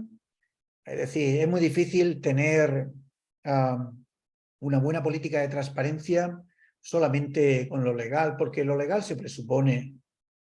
Lo legal al final se presupone, y además de serlo, parecerlo, pero se traduce en un papel. Además de serlo, parecerlo, y el tener ese principio ético en el que ganar la confianza de todas las personas de esa cohorte, Luis, el tener grupos colaborativos de comunicación entre ellos y ustedes o nosotros, los científicos, eso al final va a abrir unos espacios increíbles de transparencia y sentir que las cohortes, los trabajos de las cohortes deberían revisarlo los líderes de esas comunidades a los cuales le hemos pedido generosamente tanta información. Y pienso que por ahí hay un camino impresionante para explorar y creo que nos ayudará mucho a los profesionales a conseguir mejores fondos, mejores resultados, ampliar la capacidad de nuestros resultados. Creo que el ejercicio de transparencia es un ejercicio también de comunicación sana, clara, tanto interna para ejercerla con nuestros compañeros. Además nos hará más humanos, entender que tenemos limitaciones y que podemos equivocarnos y ganar la confianza. Creo que esa responsabilidad, ese camino de responsabilidad nos permitirá acostarnos con mucha más tranquilidad y con muchos menos miedos. Yo algunas veces lo he dicho, yo tengo un seguro de responsabilidad civil en mi trabajo como médico porque me obliga la ley, pero yo si pudiera no lo tendría. Porque para mí la responsabilidad la tengo cada mañana cuando hablo con los enfermos que vea y tal, y para mí eso es sagrado y tal, y el tener esa confianza con ellos, eso es clave, y eso con los participantes en un estudio es lo mismo. Y eso lo transmites a tu equipo de investigación, generas una cultura de transparencia que al final lo más fácil será tener el consentimiento informado. Y lo difícil será todo lo demás. Bueno, hay un par de manos por aquí arriba. Elida quería decir algo, gracias. E Ana, después. Sim, para além, assim, que eu penso, para além da questão burocrática, né, das autorizações e tudo mais, eu penso que a questão da transparência, como você falou, está muito envolvida na comunicação direta com o participante, né, quando a gente está falando de estudos formais. E aí eu penso que isso é desde o desenho, né? Eu que me formei na área de epidemiologia, pelo menos na escola em que eu estudei, tem uma tradição muito fechada, né? Dos desenhos saírem pronto do centro de estudo para irem para o campo, para coleta de dados, para análise, publicação e depois divulgação enfim, nas revistas, congressos e às vezes até na mídia aberta, mas sem ter essa horizontalidade com quem participa do estudo, né? Eu tive a oportunidade de participar de uma pesquisa em que a gente fez de fato com participação popular desde a construção do questionário até a tomada de decisão de quem entraria no estudo com a própria comunidade. A gente teve um resultado muito diferente, assim, do produto final, de elaborar um relatório técnico, né, para a prefeitura local com a participação das próprias pessoas, dos agricultores que participaram do estudo. E eles falavam, não, essa pergunta está ruim, ninguém vai querer responder isso. E a gente fala, mas essa informação é importante. Fala, mas não importa, para a gente não é. E aí a pergunta não entrou no questionário. Então, eu acho que ter essa participação direta, né, tirando um pouco o pesquisador do lugar especial da construção da pesquisa, pode ajudar nessa ética de transparência de comunicação. Assim, a experiência que a gente teve nesse estudo pequeno, assim, foi um estudo pequeno, mas a gente teve para mim foi uma experiência completamente diferente, que além de conversar diferentes modelos, né, não só quantitativo, mas muito uma pesquisa qualitativa, né, de entender o subjetivo, de não ter resposta absolutamente clara. Para mim foi um grande desafio, mas eu acho que funcionou muito na conversa com a população, assim. Eu acho que, de repente, é um caminho para a gente aprender a fazer pesquisa de outra forma, né? Pelo menos para mim, que participei de uma escola muito tradicional de pesquisas. Qué bien, qué bien. Ya. La oportunidad que te ofrece cuando tienes, es algo que a los jóvenes investigadores, a los profesionales, el nuevo modelo va a requerir acercarnos muchos a los otros con minúscula, el escucharles, el sentirlos, el hacerles partícipes. Otro ejercicio también de transparencia es el compartir sus trabajos con ellos. Es decir, ese trabajo de Aguas, Kenia, a esos líderes de esas comunidades tienen que leerlo antes de enviarlo. Hay que hacerlo. De hecho, por este mismo financiamiento que mencionaba Luis, en el proyecto tenemos a una experta en comunicación, una periodista, y tenemos el acercamiento con los gestores ambientales de los municipios, ¿verdad?, en donde están los puntos de muestreo, y tenemos que hacer esa evaluación de resultados de una manera, digamos, técnicamente comprensible, ¿verdad?, que sepan qué es lo que estamos encontrando. Exactamente, pero sí es definitivamente una obligación. Ana tenía la mano levantada por ahí. Sí, yo quería preguntar, ¿no? De cara a hacer alguna intervención en la consulta, ¿no? y de registrar a los pacientes, ¿no? Si se hace un registro codificado, ¿no? Realmente es necesario pedir un consentimiento si luego utilizas esos datos. Sí que es verdad que cada vez para publicar en congresos y tal te piden que pasen por el comité de ética, ¿no? Que tengan ese consentimiento, pero luego hay datos que se publican a nivel nacional de mortalidad por una cosa, mortalidad por otra, o de tantas enfermedades, ¿no? Y eso, yo creo que eso no se le pide a nadie ningún tipo de consentimiento y al final también son datos. Entonces, no sé en qué punto, si es un estudio descriptivo en el que tú no haces una intervención,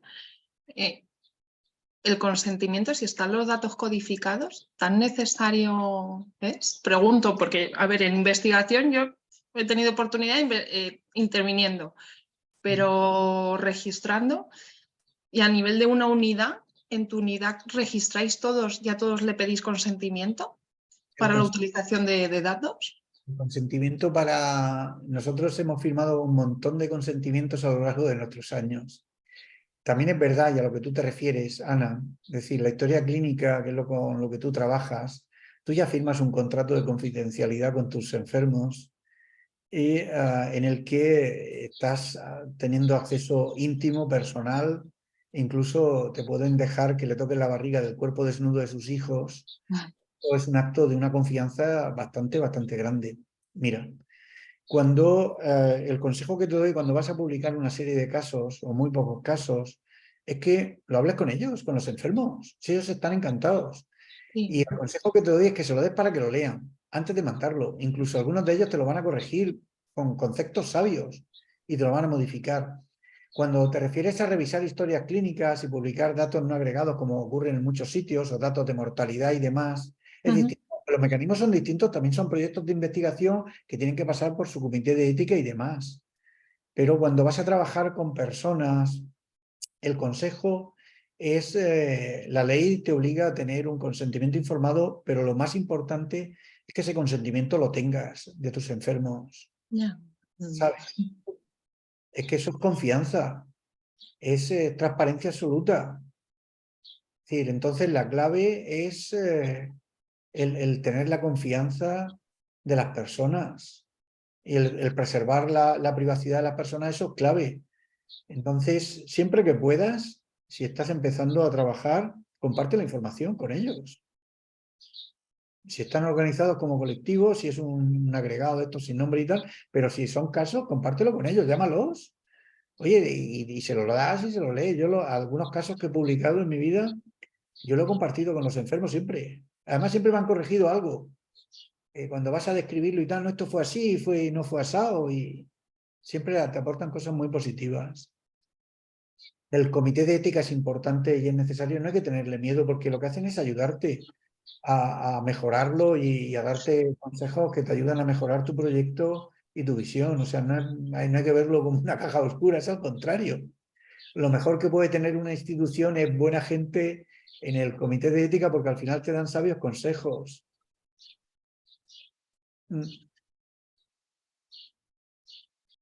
Kenia, Marilyn. Sí, yo nada más quería comentar que, bueno, sí, acá en Costa Rica definitivamente sí tienen que haber comités de ética, pero en relación con la ley de biodiversidad también se trata similar y a veces yo creo que se pasa la mano. Si vamos a trabajar con microorganismos en agua, tenemos que revisar muy bien por la ley de biodiversidad y hay un equivalente al comité de ética ético-científico, no, que es la CONAGEBIO, que es la comisión que tiene que ver con biodiversidad. Entonces, incluso si son muestras que no son personas, porque yo por eso, bueno, trabajo con muestras ambientales, tenés que tener los permisos. Si trabajas con hormigas, si trabajas con elementos de la biodiversidad, tenés que tener tus permisos, ¿verdad? Y el proyecto tiene que estar avalado por los entes que velan por la ética, precisamente, de los distintos organismos o las distintas, ¿verdad?, poblaciones vivas con las que estés trabajando. O sea, no aplica únicamente para seres humanos, sino que aplica también para casi que cualquier elemento de la biodiversidad. Yo sé que puede sonar tedioso, pero de nuestra obligación, como dice el doctor, es definitivamente cumplir desde el punto de vista ético, ambiental, ético, profesional, con todos estos reglamentos y estas reglas.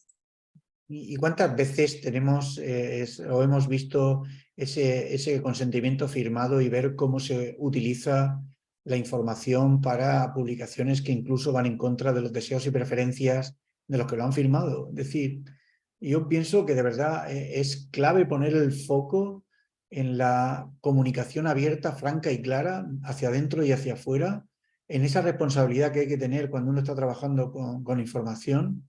Eso es clave. Y luego asesorarse con tu equipo de ética, por ese comité que te van a dar sabios consejos y demás. Pero la clave de verdad para mí es que haya una comunicación franca y clara. Porque, es decir, ¿cuántas veces firman cuántas veces firmamos cuando abrimos una aplicación en Internet y aceptamos las condiciones sin haberlas leído? Es decir, es que de verdad seamos serios. Es que estas cosas, la preservación de datos sin duda va a ser, la preservación de la privacidad de los datos va a ser clave, van a dar mucho trabajo en el futuro, pero eso no puede ser una barrera para la fluidez de la información. Creo que tenemos un modelo que crear y en el que la tecnología nos va a aportar muchas cosas buenas. Ok, Marilyn. Y Rocío, no se te oye, Marilyn. ¿No se oye, Marilyn? El término de consentimiento cuando son los padres, pero si son los adolescentes tiene que ser término de asentimiento.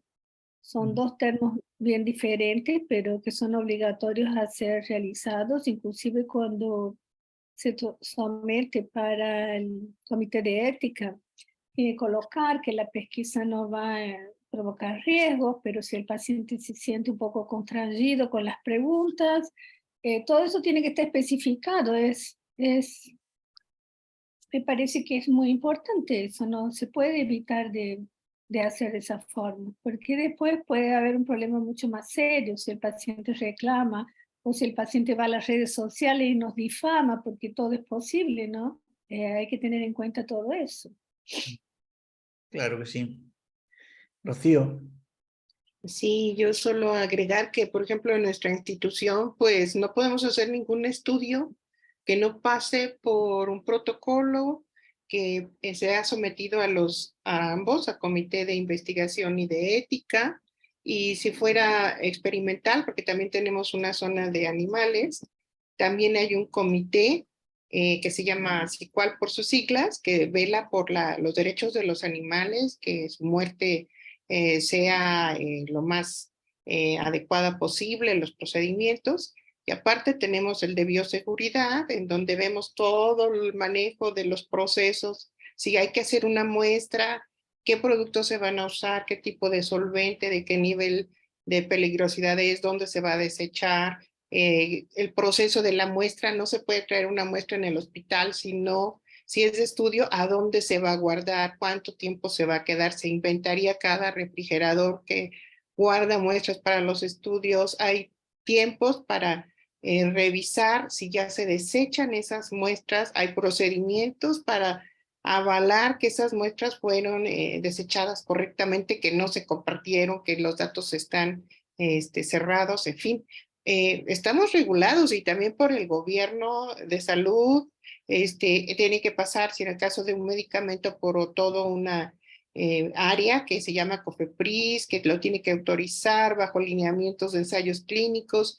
Entonces, si por ejemplo yo como persona pediatra le tomo una encuesta a los niños de la escuela, pues podría perder mi trabajo porque tengo que primero hacer un protocolo, pasarlo por los comités, que todo esté avalado. Al final la firma viene de la dirección general, de los presidentes de los comités, en donde respaldan que lo que se va a hacer no tiene que ver con los principios de Helsinki, con las buenas prácticas médicas que está avalado, y esto ya es una cosa internacional.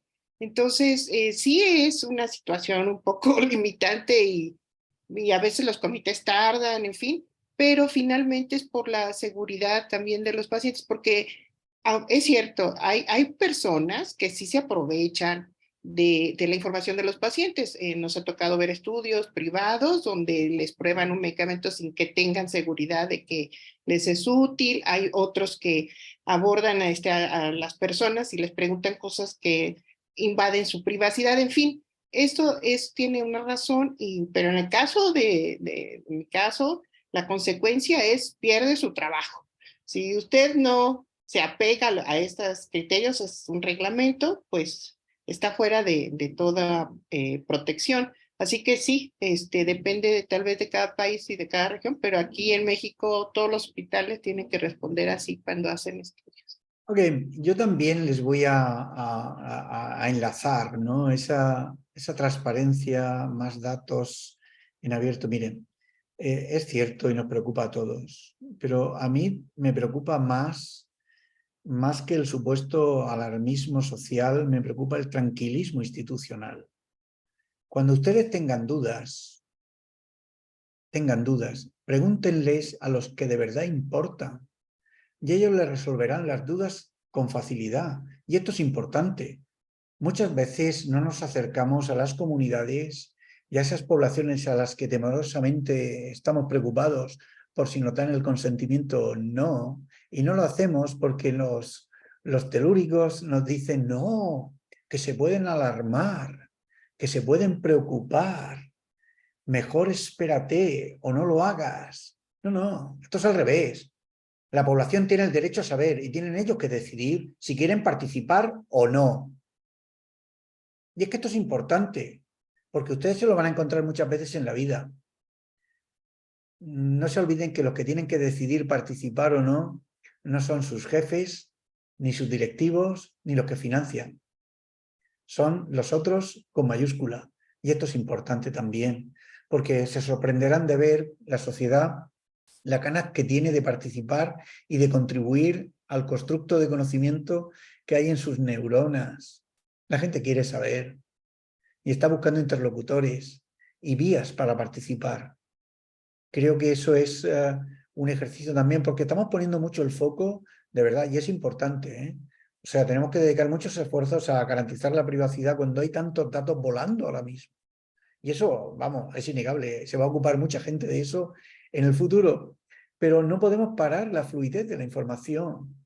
El derecho a que las poblaciones decidan, el acercar la democracia y la decisión a los que importan, es clave. Incluso aunque ellos decidan no participar, lo que no vamos a hacer ninguno de las personas que trabajamos en salud planetaria es engañarles, usar el producto para otras cosas, el no cumplir las expectativas con las que ellos depositaron la confianza con nosotros. Por eso cuando tengan dudas, vayan a las fuentes de verdad, que son los ciudadanos y las familias que van a contribuir generosamente a los trabajos y se lo van a resolver perfectamente. Perfectamente. Ayer tarde recibí la llamada de una abuela en la que le hice un informe, Noelia, sobre los riesgos de lactancia. Fíjate, es curioso porque hoy, vamos, en España, esto de las guarderías de 0 a 3 años, esto es una novedad espectacular. Ahora los niños van a las guarderías a partir de los 0 años, ¿no? Y todos los partidos políticos lo han asumido como algo propio, ¿no? Y además somos iguales, dicen que somos iguales y nace una criatura y todos somos iguales. Ambos sexos, el varón y la mujer, todos somos iguales. Tan iguales que ahora las bajas maternales compartimos el mismo tiempo y todo compartido. Pero claro, si te divorcias inmediatamente al nacimiento de tu hijo y estás amamantando a tu hijo y has dejado de trabajar y tu pareja te pide la custodia compartida esa, a ver eso cómo lo casas, ¿sabes? Entonces le hice un informe a esta familia que estaba muy preocupada porque yo testificara en el juicio. Y yo le dije que si el juez me necesita que me llame, pero creo que con el informe que le hice quizás tendría suficiente para entenderlo.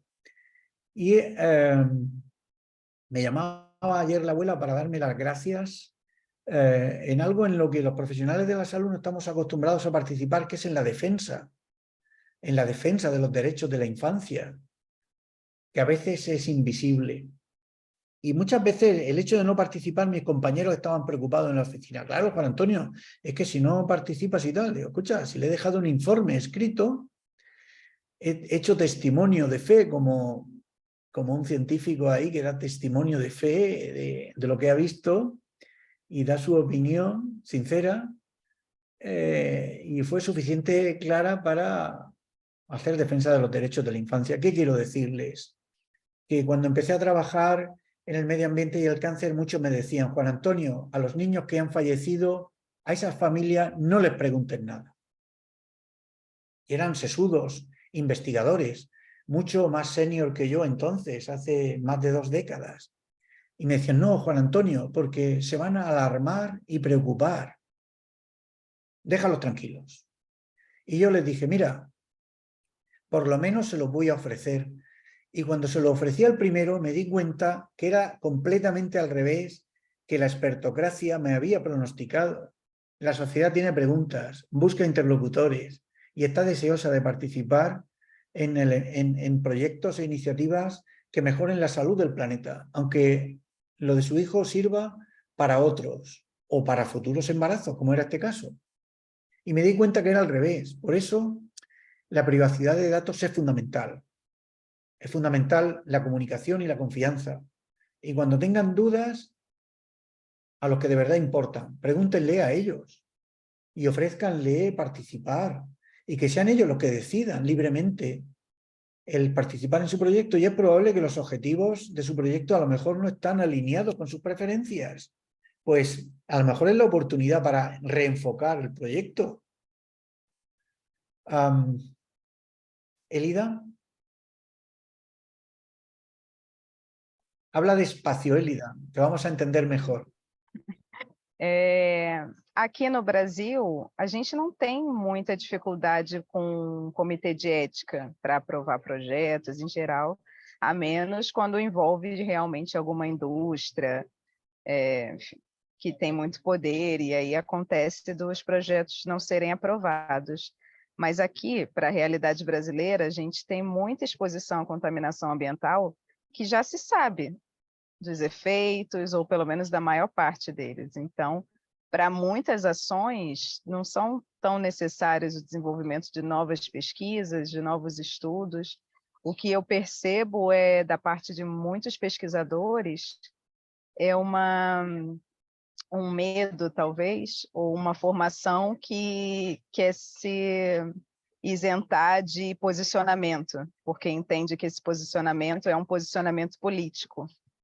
Então, quer, né, de repente, conduzir uma nova pesquisa naquela realidade local, para dizer que encontrou os mesmos resultados, e a partir desses resultados são necessárias intervenções.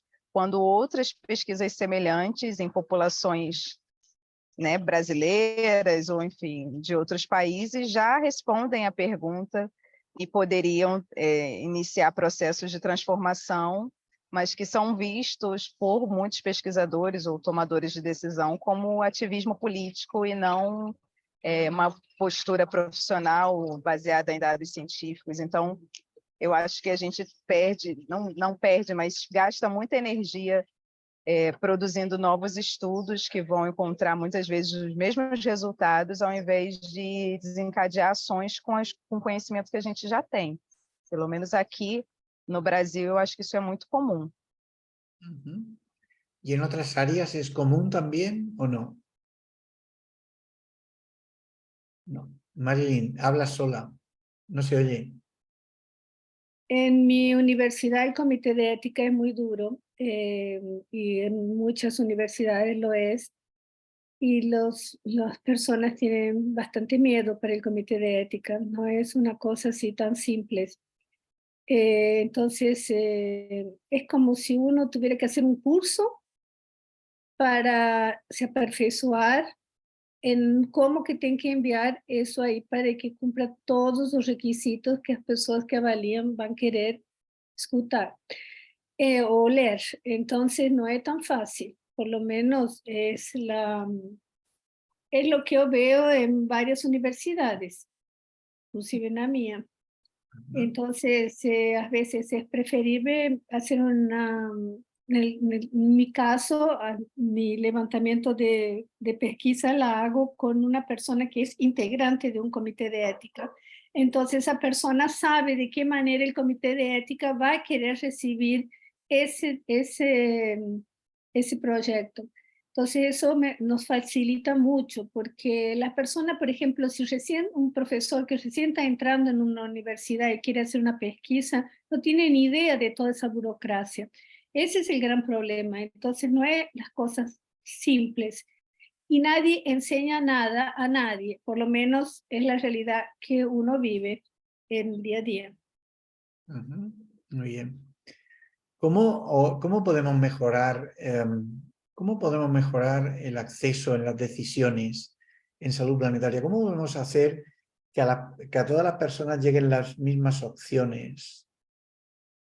Porque es un modelo en el que va a haber menos médicos, es un modelo en el que otros perfiles van a contribuir, en el que las personas van a tener que tomar decisiones, en el que la tecnología está inundando las comunidades, las ciudades y en parte al ciudadano.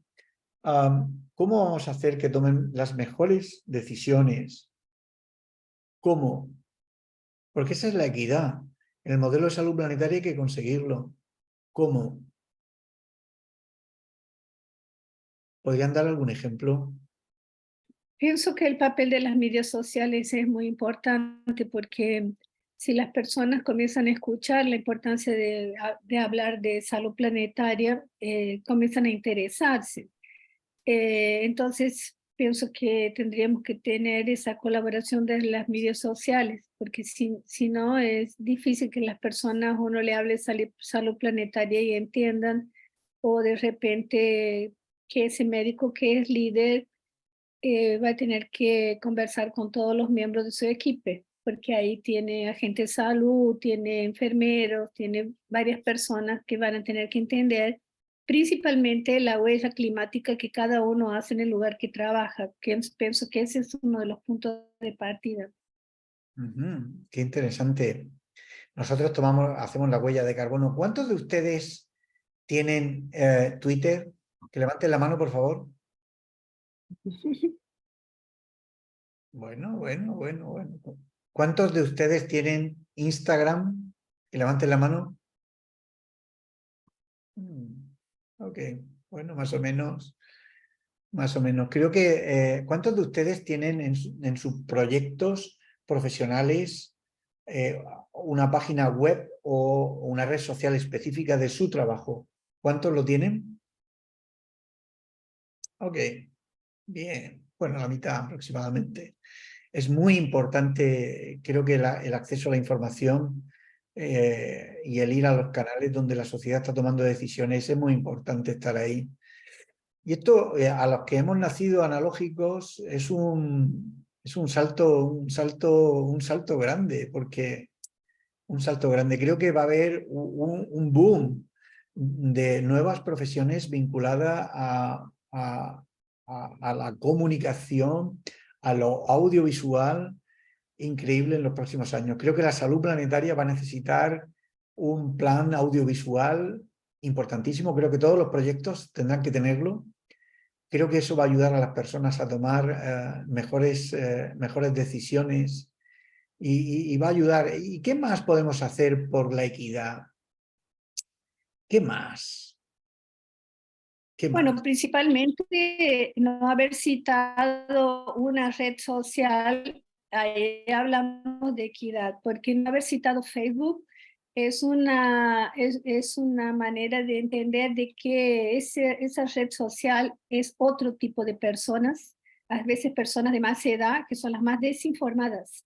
Entonces pienso que tenemos que tener una actitud en todas las redes sociales y también principalmente en LinkedIn, porque LinkedIn es que va a nos tornar conocidos y respetados. Entonces pienso que cada red social tiene su finalidad y debemos participar en todas. Y además de las redes sociales, ¿qué otros elementos podemos tener para promover ese impulso hacia la equidad? Rocío. Pues aquí yo tengo una lista precisamente de herramientas. A ver qué les parece. Pues uno son las entrevistas, como hemos visto a Juan, son muy importantes. Hay que saber prepararse, tener el tema muy claro, saber a qué público corresponde, conocer exactamente cuál es el perfil del lugar donde se va a tratar.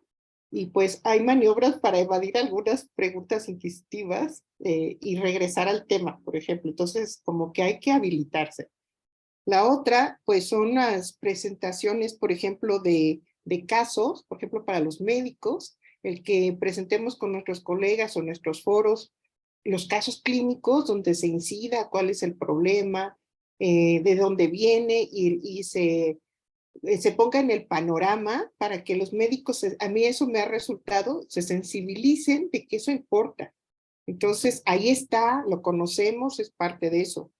Las reuniones, como nos presentó Marilyn, en donde con nuestros propios colegas estamos dándole la importancia, las reuniones científicas, pero también las reuniones públicas, como Juan hace, que comparte videos de YouTube y nos enseñan dónde están poniendo un árbol, donde pasan ciertas cosas y las personas también empiezan a tener interés. Y la otra, pues, es la abogacía, que es un campo en donde no estamos preparados, pero que tiene que ver con esto, todos estos elementos que nos ha platicado el doctor respecto a cómo manejar estas herramientas. Y para eso tenemos que saber, básicamente, hacer un video, una presentación ágil en un X tiempo con un mensaje de interés, hacerse de, por ejemplo, herramientas como me recomendaron Canva, que es para construir uno su propio video sin ser alguien que estudie diseño y empezar a tomar clases al respecto sobre abogacía, relacionarse con organizaciones. Yo como médico, la verdad, nunca me había relacionado con ninguna organización y apenas estoy entendiendo cómo se trabaja y eso es muy importante porque ahí ya el académico se convierte en activista, incluso ahí se separan. Entonces creo que todo eso para mí ha sido una revelación y se los comparto. Y finalmente, pues, hacer amigos.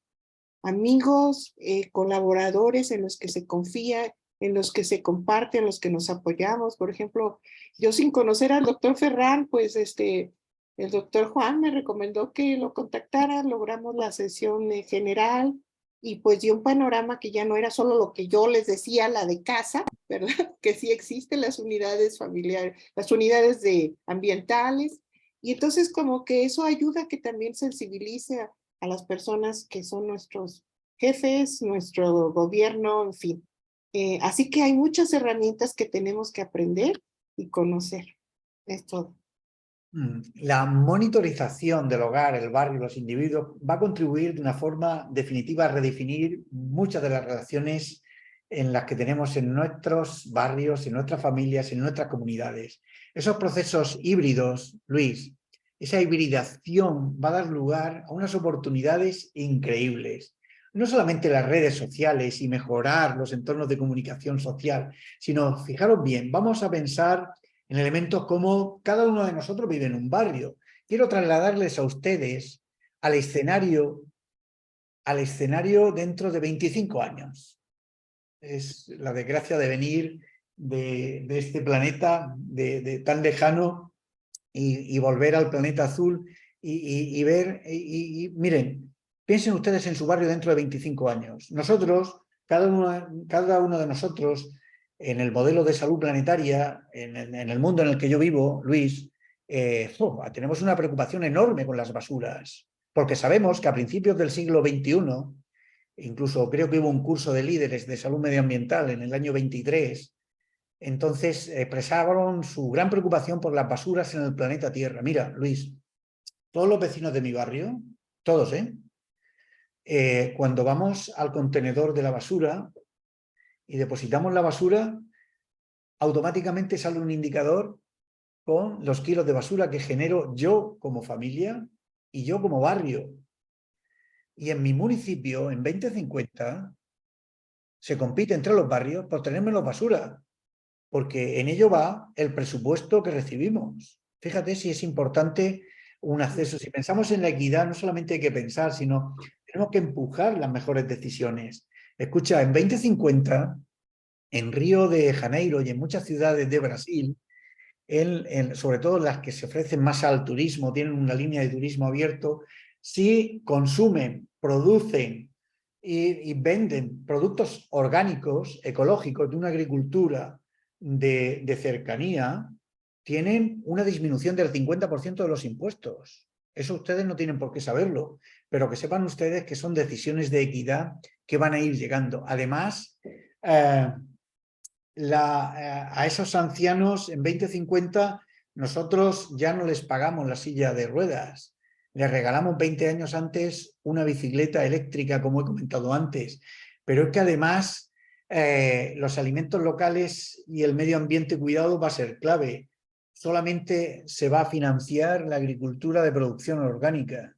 Escucha, y nos sobran alimentos para consumir el planeta porque hemos reducido el consumo de carnes y de proteínas de origen animal en más de un 70%.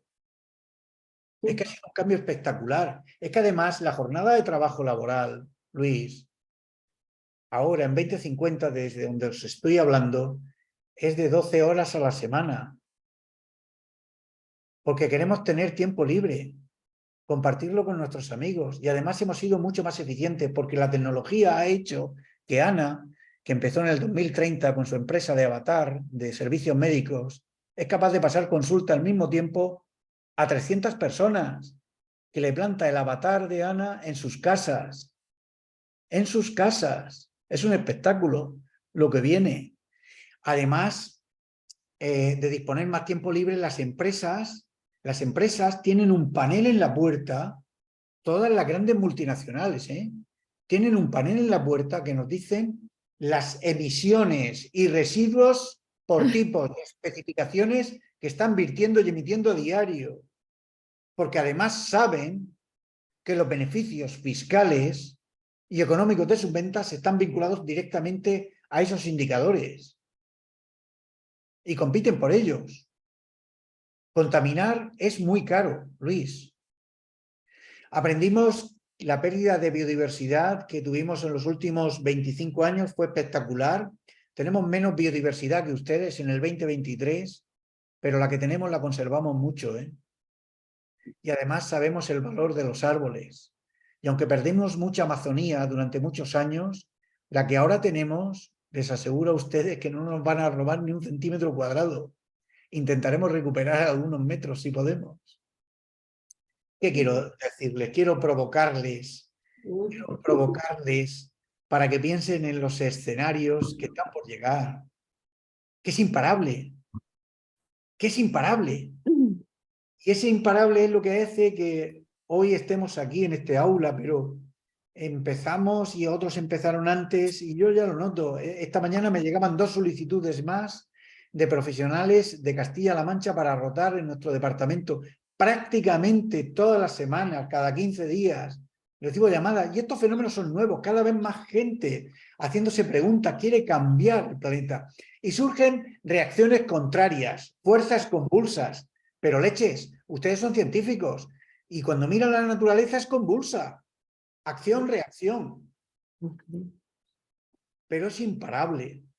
Es imparable. Ahora es verdad que tenemos tantos datos que nos sentimos abrumados para preservar la intimidad de las personas y para intentar interpretarlas o dar fluidez para que llegue donde tenga que llegar. Pero va a ser imparable. Son escenarios. Los próximos 20 años van a ser espectaculares. Espectaculares. Profesor, quería decir 2 cosas antes porque tengo que ya salir a volver a mi trabajo. Aquí Luis habla que tenemos que salir a la calle. Pienso que realmente lo que él colocó hace mucho sentido. Yo represento mi universidad en el Consejo Municipal de Educación. Cuando comencé a trabajar en ese consejo me parecía que ¿qué yo estoy haciendo aquí?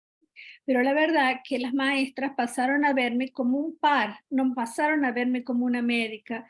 Y entonces todo lo que yo hablaba, ellos lo aceptaban porque era un universo diferente, pero yo ya no era una extraña, hacía parte del grupo de ellas. Y eso permitió que en la época del movimiento de Friday for Future, salimos con todas las escuelas todos los viernes a la calle con carteles que los chicos diseñaban diciendo que querían un cambio en su planeta, y eso dio un montón de resultados hasta que el punto que el propio intendente estaba con nosotros porque sabía que eso daba una media social grande para él. Y entonces pienso que salir a la calle es muy importante, sí, muy importante, principalmente con niños, porque ahí llama más la atención. Y la otra cosa que quería decir es que nos estamos olvidando de un medio social que es muy importante, que es la radio. Porque en la radio encontramos un otro público, un público a veces del interior que no tiene mucho acceso a informaciones o que tal vez no tiene internet. Entonces nosotros no nos podemos olvidar de la radio porque llega a muchos lugares y principalmente dependiendo de la audiencia del conductor de la radio, eso nos va a ayudar mucho. Bueno, lamentablemente agradezco todo lo que estoy aprendiendo con ustedes y me tengo que retirar. ¿Tá? Buenas tardes o buenas noches para todos. Luego, Marilyn. Muy bien, pues también nosotros vamos a dar por concluido la clase de hoy. Si queréis hacer alguna reflexión más, alguna pregunta, alguna cuestión. Bien, Saili, ya participarás en la... Sí, vamos a tener, no lo sé si lo haré para el último día de clase o en la próxima semana, que puedas presentarnos también tu proyecto en el que estás trabajando. Así que desearos muy buena... Esta noche estará disponible el vídeo de la semana pasada, a ver si ya definitivamente he acabado con todas estas limitaciones que me hace YouTube. Y el de hoy, como hemos puesto menos música, creo que será más fácil. Creo que será más fácil, pero... Así que, bueno, pues... A ver. Eso ha sido todo por hoy, de verdad. Ahora tendré que ahora el mismo YouTube, ahora cuando suba empezará otra vez a saltarme ahí todas las salas de propiedad intelectual y de bloqueo y de no sé qué. En el otro, como puse tantos cortes, hubo 3 o 4 cortes, o sea, es que mira, me lo está dejando hecho unos zorros el vídeo, pero bien, está bien, la verdad. Está muy bien.